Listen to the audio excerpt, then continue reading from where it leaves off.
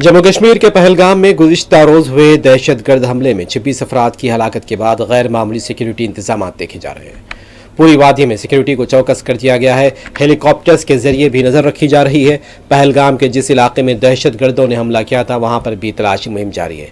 जगह जगह बैरिकेड्स भी लगा दिए गए हैं। वज़ीर दाखिला अमित शाह बालासारान मेडो पहुंच गए हैं। ये वही मुकाम है जहां पर दहशतगर्दों ने हमला करते हुए सयाहों का कत्ल किया था। वज़ीर दाखिला के हमरा मुकामी सिक्योरिटी के आला ओहदेदारान भी मौजूद थे। पहलगाम दहशतगर्द हमले में हलाक हुए अफराद की लाशें उनकी आबाई रियासतों को रवाना कर दी गई। इससे पहले वज़ीर दाखिला ने महलूकीन के ताबूत पर फूल डाले थे। महलूकीन की लाशें श्रीनगर एयरपोर्ट से उनके आबाई रियासतों को रवाना कर दी गई।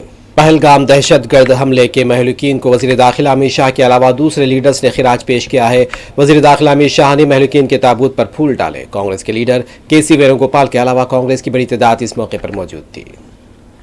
वज़ीर आज़म नरेंद्र मोदी जम्मू कश्मीर के पहलगाम में हुए दहशतगर्द हमले के बाद सऊदी अरब का दौरा मुख्तसर करते हुए दिल्ली वापस लौट आए।